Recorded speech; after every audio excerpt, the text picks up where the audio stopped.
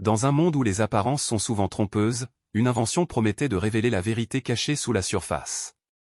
Les lunettes Aura, créées par une jeune et brillante chimiste, pouvaient dévoiler les intentions et l'honnêteté de toute personne dans leur champ de vision.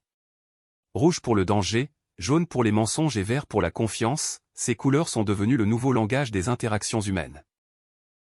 Mais à mesure que ces lunettes se sont répandues à travers le monde, elles ont entraîné une vague de transformation.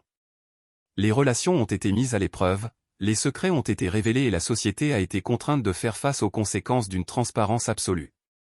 Voici l'histoire d'une invention qui a tout changé et les leçons que nous pouvons tirer en voyant le monde avec un regard neuf.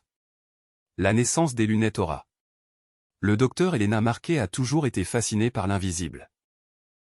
Enfant, elle observait les étoiles à travers le télescope de son père, émerveillée par l'immensité de l'univers. En tant que chimiste, elle a tourné son regard vers l'intérieur, étudiant la danse complexe des molécules et les forces cachées qui régissent le comportement humain. Mais ce n'est qu'après la mort de sa grand-mère, une femme qui avait toujours prétendu sentir les véritables intentions des gens, qu'Elena a trouvé la vocation de sa vie. Les gens sont comme des réactions chimiques, disait souvent sa grand-mère. Ce que vous voyez en surface n'est que le début. La vérité se cache dans les liens que nous ne pouvons pas voir. Ces mots hantaient Elena alors qu'elle était assise dans son laboratoire un soir pluvieux, fixant une paire de lunettes d'apparence ordinaire. Elle avait passé des années à étudier les champs électromagnétiques subtils émis par le corps humain, et émettant l'hypothèse qu'ils pouvaient révéler l'état émotionnel ou les intentions d'une personne. Aujourd'hui, après d'innombrables échecs et percées, elle était prête à tester son invention. Les lunettes étaient élégantes et modernes, avec un léger éclat irisé. À première vue, elles ressemblaient à n'importe quelle autre paire de lunettes high-tech. Mais leur monture renfermait de minuscules capteurs capables de détecter et d'interpréter les signatures énergétiques uniques de l'aura humaine. Elena avait programmé les lunettes pour traduire ces signatures en couleurs, rouge pour le danger, jaune pour la tromperie et vert pour la confiance. Les mains tremblantes, elle mit les lunettes sur son visage et regarda son reflet dans la vitre du laboratoire. Au début, rien ne se passa. Puis, lentement, une douce lueur verte commença à émaner de son propre reflet. Elle sourit. Les lunettes fonctionnaient, du moins sur elles-mêmes. Mais le véritable test restait à venir. Elena sortit de son laboratoire et s'engagea dans les rues animées de la ville. Le monde semblait identique, mais pourtant complètement différent. Chaque personne qu'elle croisait était entourée d'un léger halo coloré. La plupart brillaient d'une lueur verte, leur aura étant stable et calme. Quelques-unes clignotaient en jaune, leur énergie étant erratique et incertaine. Puis, au loin, elle le vit, un rouge vif et pulsant. Son cœur s'emballa tandis qu'elle suivait l'aura rouge jusqu'à un café bondé. Là, assis à une table dans un coin, se trouvait un homme vêtu d'un manteau sombre. Son visage n'avait rien de particulier, mais son aura brûlait comme un signal d'alarme. Elena hésita, ne sachant pas quoi faire. Était-il un criminel? Une menace? Ou la technologie était-elle défectueuse? Avant qu'elle n'ait pu se décider, l'homme se leva et sortit du café. Elena le suivit, sa curiosité l'emportant sur sa peur. Elle le suivit dans les rues, ses lunettes révélant une traînée rouge dans son sillage. Finalement, il s'arrêta dans une ruelle et sortit un téléphone. Elena tendit l'oreille pour entendre sa conversation, mais les mots étaient étouffés. Puis, soudain, il se retourna et la regarda directement. Pendant un instant, leurs regards se croisèrent. Elena se figea, le souffle coupé. L'expression de l'homme était indéchiffrable, mais son aura brillait plus que jamais. Puis, sans un mot, il se glissa dans la ruelle et disparut.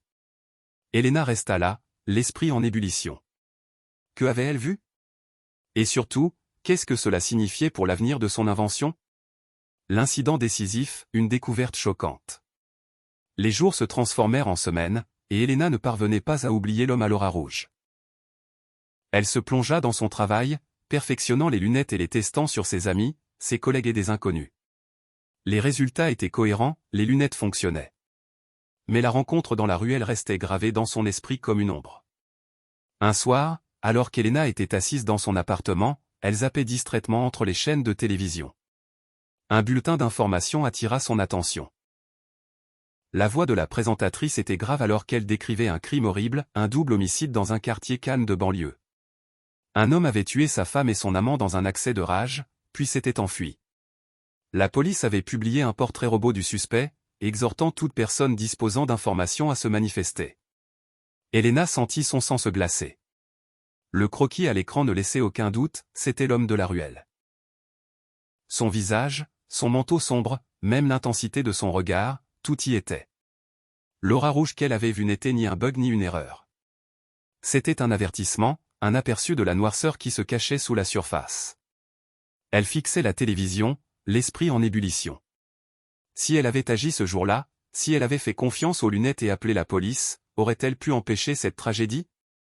Le poids de cette question pesait sur elle, lourd et implacable. La décision de rendre les lunettes publiques. Elena passa les jours suivants dans le brouillard, tiraillée entre la culpabilité et la détermination. Elle repassait la rencontre dans son esprit, analysant chaque détail, chaque décision. Les lunettes avaient fonctionné, elles avaient révélé la vérité. Mais à quoi servait cette vérité si elle n'était pas partagée?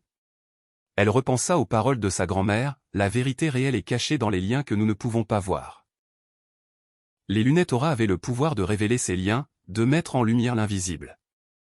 Mais ce pouvoir s'accompagnait d'une responsabilité. Pouvait-elle faire confiance au monde avec un tel outil? Pouvait-elle se faire confiance? Finalement, c'est le souvenir des victimes qui la poussa à agir. Leur vie avait été fauchée parce que personne n'avait vu le danger qui les guettait.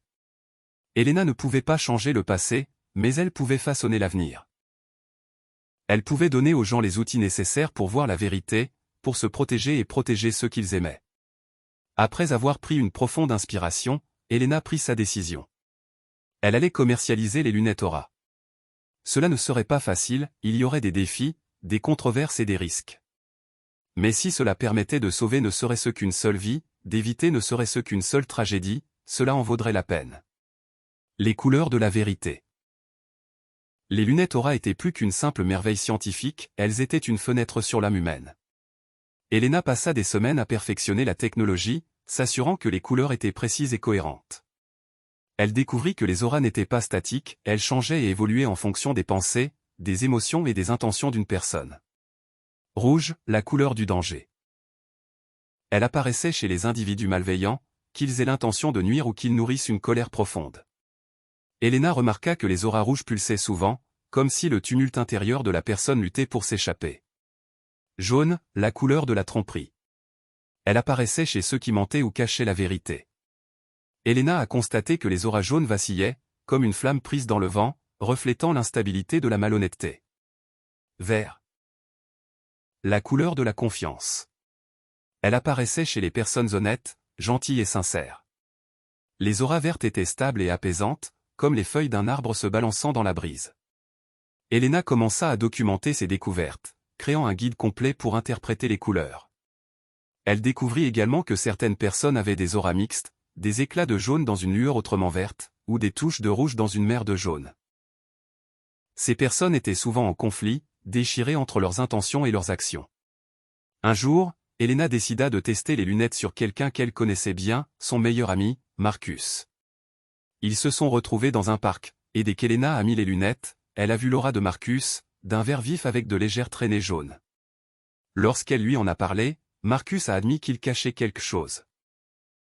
Il avait l'intention de demander sa petite amie en mariage, mais il était nerveux quant à sa réaction. Elena a réalisé que les lunettes ne révélaient pas seulement les mensonges ou le danger, mais aussi la vulnérabilité et la complexité. Ils montraient que les gens étaient plus que leurs simples intentions, ils étaient un mélange d'émotions, d'expériences et de choix. Un monde transparent. La nouvelle des lunettes Aura s'est rapidement répandue. Au début, Elena hésitait à partager son invention avec le monde, mais après mûre réflexion, elle a décidé de commercialiser un lot limité à des fins de test. La réponse a été impressionnante. Les gens étaient fascinés par l'idée de voir la vérité, et les lunettes sont devenues un phénomène culturel. Parmi les premiers utilisateurs figuraient les forces de l'ordre, qui utilisaient les lunettes pour interroger les suspects et identifier les menaces potentielles. Les employeurs les utilisaient pour sélectionner les candidats à un emploi, et les couples les utilisaient pour tester l'honnêteté de leurs partenaires. Les lunettes ont même fait leur apparition dans le monde politique, certains dirigeants encourageant les gens à les porter lors de discours publics afin de prouver leur transparence. Mais à mesure que les lunettes se sont répandues, leur impact sur la société est devenu de plus en plus évident. Les relations ont été mises à l'épreuve lorsque les gens ont découvert des vérités cachées sur leurs proches. Les amitiés ont été mises à rude épreuve lorsque des auras jaunes ont révélé des secrets longtemps enfouis. Et dans certains cas, les lunettes ont permis d'éviter des tragédies en exposant des auras rouges avant qu'elles ne puissent agir. Elena observait la scène de loin, à la fois fière et inquiète. Son invention était en train de changer le monde, mais elle ne pouvait s'empêcher de penser qu'elle changeait aussi les gens, et pas toujours pour le mieux. Le côté obscur de la transparence. À mesure que les lunettes aura gagné en popularité, leurs implications les plus sombres commençaient à faire surface. Les gens se mettaient à utiliser ces lunettes pour juger les autres sans tenir compte du contexte, ce qui entraînait des malentendus et des conflits.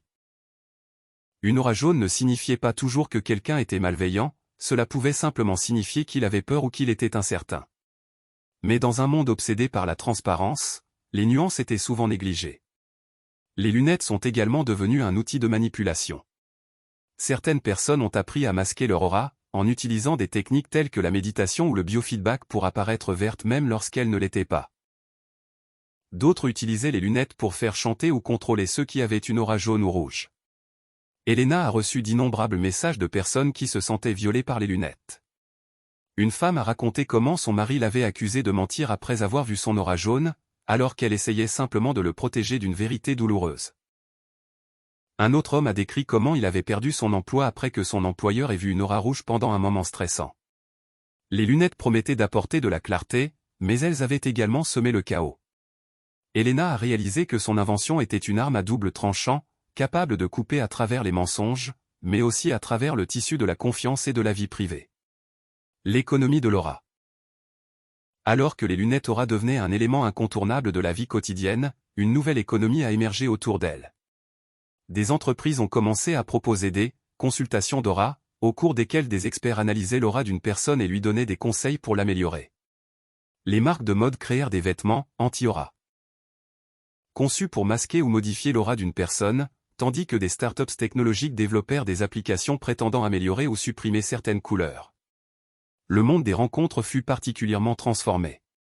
Des applications telles que Aura Match permettaient aux utilisateurs de filtrer les partenaires potentiels en fonction des couleurs de leur aura, ce qui entraîna une augmentation des profils à aura verte. Certaines personnes suivirent même une thérapie de l'aura pour changer leur couleur, en utilisant des techniques telles que la thérapie cognitivo-comportementale ou le neurofeedback. Mais tout le monde n'a pas adhéré à l'économie de l'aura. Un mouvement croissant de puristes de l'aura a fait valoir que les lunettes étaient déshumanisantes, réduisant les personnes à une seule couleur et ignorant la complexité de leurs expériences. Ils ont appelé à un retour aux méthodes traditionnelles pour instaurer la confiance et la compréhension, sans l'influence de la technologie. La lutte pour la vie privée. La réaction contre les lunettes aura a atteint un point critique lorsqu'un homme politique de premier plan a été surpris avec une aura rouge lors d'une émission en direct. L'incident a déclenché un débat national sur l'éthique des lunettes et le droit à la vie privée. Les gens devaient-ils être jugés sur la base de leur aura, qu'ils ne pouvaient pas toujours contrôler? Et qui avait le droit de la voir? Des batailles juridiques ont suivi, certains pays interdisant purement et simplement les lunettes, d'autres imposant des réglementations strictes. Elena s'est retrouvée au centre de la controverse, déchirée entre la défense de son invention et la reconnaissance de ses défauts. Elle a commencé à travailler sur une nouvelle version des lunettes, qui permettrait aux utilisateurs de contrôler qui pouvait voir leur aura et à quel moment. Pendant ce temps, un marché noir des bloqueurs d'aura a vu le jour, proposant des dispositifs permettant de masquer ou de modifier temporairement l'aura d'une personne. Ces bloqueurs sont devenus un symbole de résistance, porté par ceux qui refusaient d'être définis par une seule couleur. L'évolution de l'humanité. Au fil du temps, les lunettes aura ont commencé à changer non seulement la société, mais aussi l'humanité elle-même. Les gens sont devenus plus conscients d'eux-mêmes, s'efforçant d'aligner leurs intentions sur leurs actions. Les actes de gentillesse et d'honnêteté sont devenus plus courants, les individus cherchant à projeter une aura verte. Mais il y avait aussi un sentiment croissant de pression pour se conformer, car ceux qui avaient une aura jaune ou rouge étaient stigmatisés et exclus. Elena a vu son invention remodeler le monde, pour le meilleur et pour le pire. Elle a réalisé que les lunettes n'étaient pas seulement un outil pour voir la vérité, mais aussi un miroir reflétant le meilleur et le pire de la nature humaine. Le dilemme de la chimiste. Alors que la controverse autour des lunettes aura atteignait son paroxysme, Elena a dû prendre une décision difficile. Devait-elle continuer à améliorer la technologie, consciente de son potentiel à la fois bénéfique et néfaste? Ou devait-elle la détruire, effaçant ainsi l'existence même des lunettes? Finalement, Helena choisit une troisième voie. Elle rendit publics les plans des lunettes, accompagnés d'un avertissement sur leur danger. Elle estimait que l'avenir de cette technologie devait être décidé par la société dans son ensemble, et non par un seul inventeur. Un monde vu à travers un regard neuf. Les lunettes Aura avaient changé le monde d'une manière qu'Helena n'aurait jamais pu imaginer. Elles avaient apporté clarté et chaos, confiance et division, espoir et peur. Mais elles avaient également enseigné à l'humanité une leçon importante: la vérité n'est pas toujours simple, et voir ne signifie pas toujours comprendre. En regardant le monde à travers ses propres lunettes, Helena voyait un kaléidoscope de couleurs, rouge, jaune et vert, se mélangeant et changeant dans une danse sans fin. Et elle a réalisé que la véritable beauté de l'humanité ne résidait pas dans sa perfection, mais dans sa complexité. Porteriez-vous des lunettes Aura si vous le pouviez?